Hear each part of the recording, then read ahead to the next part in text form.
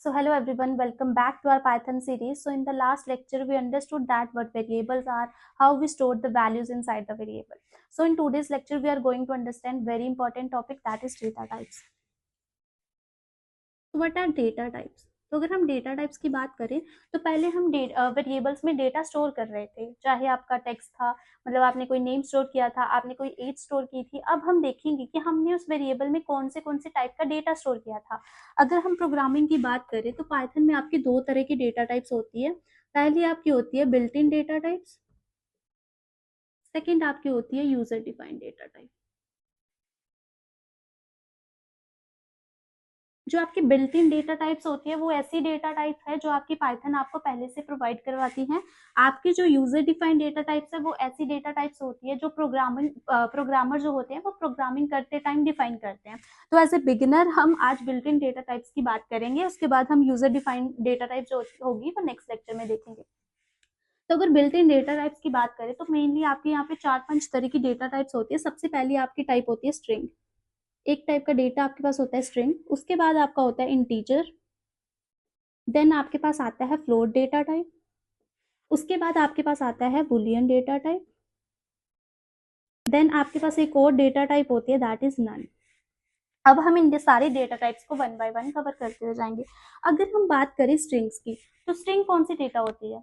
For example हमने क्या किया था, हमने एक वेरिएबल बनाया था नेम, है ना, उसमें हमने एक वैल्यू स्टोर कर दी थी। मेरा नाम कोई भी प्रीतिका स्टोर कर सकते हो, राहुल स्टोर कर सकते हो, कोई भी आप डेटा स्टोर कर सकते हो। जब भी आपका डेटा टेक्स्ट की फॉर्म में होगा वो आपकी स्ट्रिंग डेटा टाइप होगी। जब भी फॉर एग्जाम्पल आपने कोई भी डेटा मतलब वेरिएबल्स बना लिए, जैसे आपने नेम बना दिया, उसमें आपने किसी स्टूडेंट का नेम स्टोर कर दिया, ठीक है। वैसे ही आपने कोई सिटी बना दी, सिटी में आपने कोई भी सिटी डिफाइन कर दी, फॉर एग्जाम्पल आपने दिल्ली डिफाइन कर दी, ठीक है। जब भी आपका डेटा टेक्स्ट की फॉर्म में होगा तो उसकी जो डेटा टाइप होगी वो स्ट्रिंग होगी, राइट। उसके बाद हमारे पास आते हैं इंटीजर्स। अब इंटीजर्स क्या होते हैं? अगर हम इंटीजर्स की बात करें तो इंटीजर्स आपके होल नंबर्स होते हैं। होल नंबर्स में आपके 1 2 3 4 5 समथिंग ऐसे आते हैं, राइट।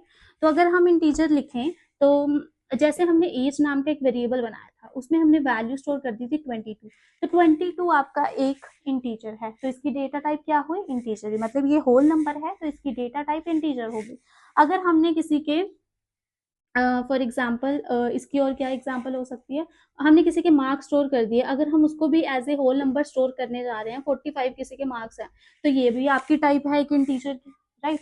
उसके बाद आपके आते हैं फ्लोट डेटा टाइप। अब फ्लोट क्या होते हैं? फ्लोट आपके डेटा टाइप होते हैं जो डेसिमल्स होते हैं। यहाँ पे ये थे होल नंबर। डेसिमल जैसे अगर हम किसी का वेट स्टोर करते हैं, हमने एक वेरिएबल बनाया जिसमें हमने किसी का वेट स्टोर किया, वेट हमने 45.7 kg लिख दिया, तो ये आपके डेसिमल वाले नंबर्स हैं जिनमें आपने डेसिमल का यूज किया हुआ है। तो जब भी आपके डेसिमल वाले नंबर्स आप यूज करते हो तो उनकी जो डेटा टाइप होती है वो डेसिमल होती है, राइट। उसके बाद हमारे आते हैं बुलियन डेटा टाइप। अब बुलियन डेटा टाइप क्या होता है कि कभी कभी कुछ ऐसे वैल्यूज होते हैं जिनका जो मतलब डेटा होता है वो ट्रू और फॉल्स की फॉर्म में होता है। जैसे हमने कोई भी एक वेरिएबल बना लिया, मतलब हमने ये चेक करना है कि क्या किसी भी वैल्यू को हम चेक कर रहे हैं कि क्या वो स्टूडेंट है या नहीं। मान लो हमने एक वेरिएबल बना लिया इस स्टूडेंट करके, ये आपका एक वेरिएबल है, उसमें हमने वैल्यू डिफाइन कर दी ट्रू। जो बुलियन डेटा टाइप होता है उसमें दो तरह का डेटा आप स्टोर करते हो, एक आप करते हो ट्रू, दूसरा आप करते हो फॉल्स, 0 और 1 के फॉर्म में जिसको आप बोल सकते हो, ठीक है। एक होता है ट्रू, एक होता है फॉल्स। तो ये आप इसमें वैल्यू स्टोर करते हो, जैसे हमने इस स्टूडेंट एक वेरिएबल लिया, उसमें आपने वैल्यू डिफाइन कर दी ट्रू। अगर हमने एक और वेरिएबल बना लिया इज लॉग्ड इन वेरिएबल, उसमें हमने वैल्यू डिफाइन कर दी फॉल्स, राइट, कि क्या कोई यूजर ने अपना अकाउंट लॉग इन किया हुआ है, तो उसमें आपने वैल्यू डिफाइन कर दी फॉल्स। अगर आप इन दोनों की टाइप चेक करोगे प्रोग्रामिंग में तो इन दोनों की टाइप जो होगी वो बूल आएगी, that is type of Boolean, right. तो ये आपका हो गया बुलियन डेटा टाइप। और मेक श्योर कि जब भी आप बुलियन डेटा टाइप स्टोर करते हो, मतलब ट्रू और फॉल्स की फॉर्म में स्टोर कर रहे हो, तो आपका टी और एफ जो होगा वो हमेशा हमेशा कैपिटल होगा, तब जाके उसकी जो फॉर्म है, सॉरी उसकी जो डेटा टाइप है वो बुलियन आएगी। नेक्स्ट अगर हम बात करें नन की, तो नन क्या है? नन आपका एक एम्प्टी डेटा टाइप है। फॉर एग्जाम्पल आपने एक ऐसा वेरिएबल बनाया जिसमें आप कोई भी डेटा नहीं स्टोर करना चाहते अभी फिलहाल के लिए। मान लो हमने किसी का नेम वेरिएबल बना दिया, अब हम इस नेम में कोई भी वैल्यू नहीं स्टोर करना, तो सिंपली हम उसमें अगर नन लिख देंगे तो इसका मतलब होगा कि इसके अंदर कोई वैल्यू स्टोर नहीं है। क्योंकि हम ऐसे कभी भी डेटा वेरिएबल नहीं डिफाइन कर सकते कि हम सिर्फ नेम लिख के छोड़ दे, वो एरर देता है। तो हम अगर उसको एम्प्टी रखना चाहते हो तो आप उसमें नन लिख सकते हो। नन का मतलब है कि इसमें कोई भी डेटा टाइप मतलब कोई भी वैल्यू स्टोर नहीं है, ठीक है। तो ऐसे ही आपके एक नन डेटा टाइप है। उसके बाद आपकी बहुत सारी और भी डेटा टाइप्स आती हैं, जैसे लिस्ट हो गया, टपल हो गया, वो हम धीरे धीरे कवर करते जाएंगे। हर एक डेटा टाइप के बहुत सारे मेथड्स भी होते हैं, वो भी हम एक एक करके देखेंगे, राइट। तो आज के लेक्चर में आपने देखा जो बिल्ट इन डेटा टाइप्स है वो आपको पाइथन प्रोवाइड करती है। आपके यहाँ पे 5 डेटा टाइप्स हैं।